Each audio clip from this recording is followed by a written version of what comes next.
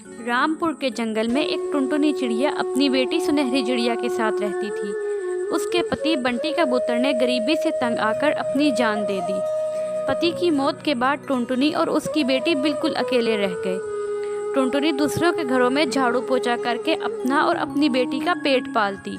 ऐसे में एक दिन टुनटुनी की माँ जमुना चिड़िया उसके घर आती है और उससे कहती है, टुनटुनी तू चल, अपनी बेटी को लेकर मेरे साथ चल।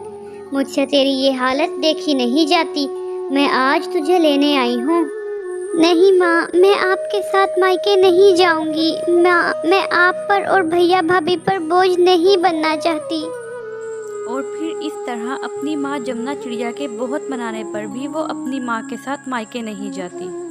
और फिर इस तरह ही कुछ दिन बीत गए। एक दिन टुनटुनी चिड़िया काम कर कर घर वापस आ रही थी। गर्मी के कारण वो बहुत थक गई और वो थक कर एक पेड़ की डाल पर आराम करने के लिए कुछ देर बैठ जाती है। तभी वहाँ सेठ धनीराम आता है। अरे टुनटुनी, आजकल तू कहाँ होती है? दिखाई ही नहीं देती। कल मैं तेरे घर गया था, तू मुझे वहाँ नहीं मिली थी। तू मुझे मेरे 2 महीने का किराया दे दे या मेरा घर खाली कर दे। सेठ जी, आप ये क्या कह रहे हैं? मुझ गरीब पर दया करें। आप तो जानते हैं कि मेरे पति अब इस दुनिया में नहीं है। बड़ी मुश्किल से मैं अपना और अपनी बेटी का पेट पाल रही हूँ। मैं जल्द ही आपका किराया चुका दूंगी। बस आप मुझे 1-2 महीने की मोहलत दे दीजिए। मुझे घर खाली करने का मत कहिए सेठ जी। मैं अपनी छोटी सी मासूम बच्ची को लेकर कहाँ भटकूंगी। मैं कुछ नहीं जानता। मैं तुझे अब 1 दिन की भी मोहलत नहीं दे सकता। कल तू मेरा घर खाली कर दे, नहीं तो मुझे घर खाली करवाने में 1 मिनट भी नहीं लगेगा। अच्छा, अब मैं चलता हूँ, कर मुझे घर खाली मिले। इतना कहकर वो सेठ वहाँ से चला जाता है। सेठ धनीराम की धमकी सुनकर टुनटुनी चिड़िया बहुत परेशान हो जाती है। अब मैं क्या करूं? मैं कहाँ जाऊं? मैं अपनी छोटी सी बच्ची को लेकर कहाँ मारे मारे फिरूं? मैं भैया भाभी के पास भी नहीं जा सकती। मैं किसी पर बोझ नहीं बनना चाहती। हे ऊपर वाले, मेरी मदद कर दे। यही सोचते सोचते वो अपने घर की ओर जाती है। परेशान हाल टुनटुनी चिड़िया अपने घर पहुंचती है। घर पहुंचकर वो खामोशी से एक कोने में जाकर बैठ जाती है। सुनहरी मुसलसल अपनी माँ को देख रही थी। तभी वो अपनी माँ से कहती है, क्या बात है माँ, तुम आज बहुत परेशान दिखाई दे रही हो। अपनी बेटी को तो बताओ, किस बात पर इतनी परेशान हो? ऐसी कोई बात नहीं है मेरी बच्ची, तू परेशान मत हो। तेरी माँ बिल्कुल ठीक है। अच्छा चल, अब तू मेरे साथ चल के घर के सामान को समेट। कल हमें ये घर खाली करना है। क्यों माँ, घर क्यों खाली करना है? सुनहरी मेरी बच्ची, तुझे नहीं पता, तू अभी बहुत छोटी है। ये घर हमारा अपना नहीं है। ये घर किराए का है और तेरे पिता की मौत के बाद से 2 महीने का मैं किराया नहीं दे पाई। इसीलिए सेठ धनीराम ने कल इस घर को खाली करने का कहा है। अब तो ज़्यादा सवाल जवाब मत कर मेरी बच्ची, और ना ही ज़्यादा परेशान हो। वो तो ठीक है माँ, पर हम कल जाएंगे कहाँ और हम कहाँ रहेंगे अब? इसकी चिंता तो ना कर मेरी बच्ची, ऊपर वाला हमारी कोई ना कोई मदद ज़रूर कर देगा। इतना कहकर टुनटुनी वहाँ से चली जाती है। और फिर ऐसे ही अगली सुबह टुनटुनी चिड़िया और उसकी बेटी सुनहरी दोनों नए घर की तलाश में लग जाती हैं। सुबह से शाम हो जाती है, लेकिन उन्हें कोई घर नहीं मिलता। उड़ते उड़ते दोनों माँ बेटी बहुत दूर आ गई थी। तभी सुनहरी अपनी माँ से बोलती है, माँ, मैं बहुत थक गई हूँ, मुझसे अब और उड़ा नहीं जा रहा। क्या थोड़ी देर हम यहाँ बैठकर आराम कर लें? तभी अचानक उसकी नज़र एक आमों के बागीचे पर पड़ती है। वहाँ बहुत सुंदर सुंदर पके हुए आम थे। तभी सुनहरी अपनी माँ से बोलती है, माँ, वो देखो, वहाँ आम का बागीचा है। वहाँ कितने सुंदर सुंदर पके हुए आम लगे हैं। माँ, मैं जाकर कुछ आम खा लूँ, मुझे बहुत जोरों की भूख लगी है। सुबह से शाम हो गई, हम दोनों ने अभी तक कुछ नहीं खाया है। ठीक है मेरी बच्ची सुनहरी, तू जाकर आम खा ले, तब तक मैं यहाँ ही बैठी हूँ। तभी सुनहरी आम खाने लग जाती है। वो बड़े मज़े से पके हुए आम खा रही थी। तभी अचानक उसके दिमाग में एक आइडिया आता है। क्यों ना हम इन आमों की गुठलियों से ही अपना घर बना लें? ऐसा सोचकर वो अपनी माँ के पास आती है और उनसे बोलती है, माँ मैं सोच रही हूँ क्यों ना इन आम की गुठलियों से ही एक बहुत बड़ा घर बनाया जाए। ये तो बहुत अच्छा आइडिया है सुनहरी मेरी बच्ची। चल हम अभी इन आम की गुठलियों को इकट्ठा करते हैं और इनसे घर बनाते हैं। और फिर वो दोनों माँ बेटी उन गुठलियों को इकट्ठा करती हैं और उनसे एक सुंदर सा घर बनाती हैं। घर बन जाने के बाद टुनटुनी चिड़िया अपनी बेटी सुनहरी के साथ खुशी खुशी उसमें रहने लगती है। तो ये थी हमारी आज की कहानी। आपको हमारी कहानी कैसी लगी कमेंट में ज़रूर बताएं और चैनल को सब्सक्राइब करके बेल आइकन को दबा लें। मिलते हैं अगली कहानी में, तब तक के लिए गुड बाय।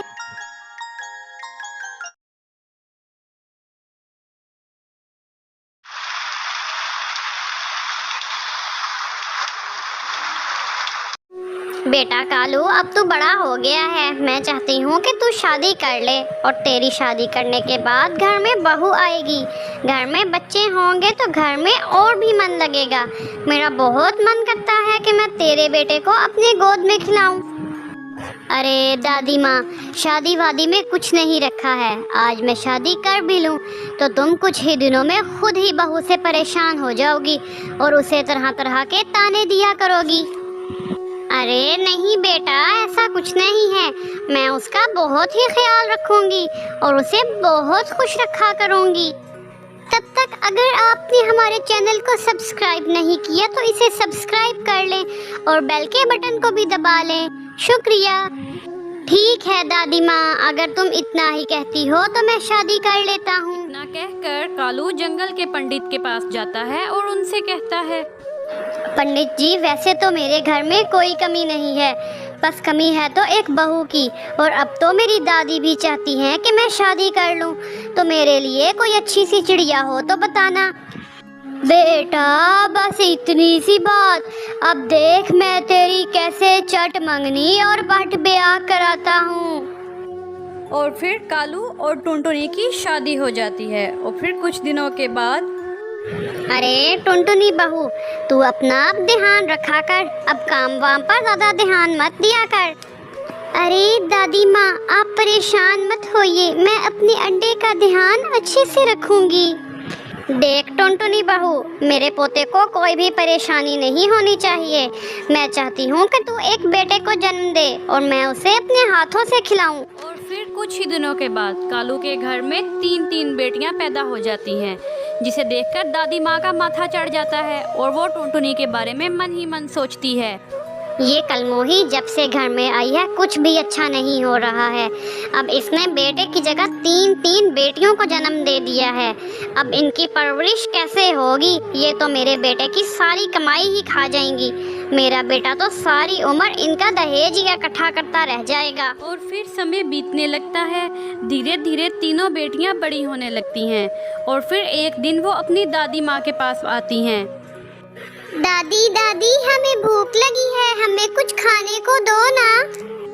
ओ मनहूस चिड़िया, मुझे हाथ लगाने की जरूरत नहीं है और मुझसे दूर रहो। मेरी तरफ से भूखी मर जाओ, मुझे कोई फर्क नहीं पड़ता। दादी, आप हमसे प्यार क्यों नहीं करती हो? हम तो आपसे बहुत प्यार करते हैं। मैंने तेरी माँ से कहा था कि मुझे लड़का दे दो, लेकिन उसने जन्मे तो 3 बेटियाँ। दादी, क्या लड़कियां होना कोई गलत बात होता है?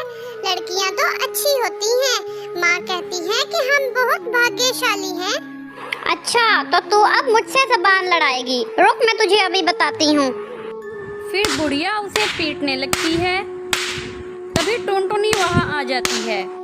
माँ जी, ये आप क्या कर रही हो? बच्चियों पर कौन हाथ उठाता है माँ जी? ये बहुत गलत बात है। माँ जी, बेटी तो ईश्वर का वरदान होती है और आप ये क्या कर रही हैं माँ जी? तभी बुढ़िया तिलमिलाते हुए टुनटुनी से बोलती है, तुम मेरे बीच में मत बोल। तू मुझे बिल्कुल भी अच्छी नहीं लगती और ना ही तू मुझे ये तेरी बच्चियाँ अच्छी लगती हैं। फिर अगली सुबह बाहर बहुत तेज बारिश हो रही होती है। सुंदरी दादी के दिमाग में एक तरकीब आती है। वो टुनटुनी की बच्चियों में से एक बच्ची जो कि सोई हुई थी उसके पास जाती है। फिर सुंदरी उसे उठाकर एक छोटे से कपड़े में बांध देती है और तेज बारिश में उसे बाहर छोड़कर आ जाती है। दूसरी तरफ टुनटुनी माँ को अपनी बेटी का आभास हो जाता है। अरे छोटी कहाँ गई? इतनी जल्दी तो वो उठती नहीं है। हो सकता है बाहर खेलने गई हो, मगर बाहर तो बहुत तेज बारिश हो रही है। हे भगवान, ये क्या हो गया? ये रातों रात इतनी तेज बारिश कैसे शुरू हो गई? मुझे अपनी बच्ची को बचाना होगा। फिर टुनटुनी छोटी को ढूंढते हुए घर के बाहर जाती है। तभी टुनटुनी को अपने तौलिए का कपड़ा दिखाई देता है। अरे ये तो मेरा तौलिया है। अचानक से ये नदी के पास कैसे आ गया? ये सब कैसे हो गया? ये तौलिया तो सुबह माँ जी ढूंढ रही थी। मैं समझ गई, ये सब माँ जी ने किया है। मैं सोच भी नहीं सकती थी कि माँ जी मेरी बच्ची के साथ ऐसा भी करेंगी। माँ जी, ये आपने क्या किया मेरी बच्ची के साथ? फिर टुनटुनी तेज तूफान में घर आकर अपनी सास से बोलती है कि माँ जी, अगर आपको मेरी बेटियाँ पसंद नहीं तो मैं तुम्हारे घर को छोड़कर चली जाती हूँ, पर तुमने आज मेरी छोटी बेटी मुझसे छीनी है। इसका बदला भगवान जी तुमसे जरूर लेंगे। माँ जी, तुम खुद भी तो एक बेटी हो ना। माँ जी, आपने मेरे साथ बहुत बुरा किया है। भगवान आपको कभी माफ नहीं करेंगे, इसके लिए कभी माफ नहीं करेंगे।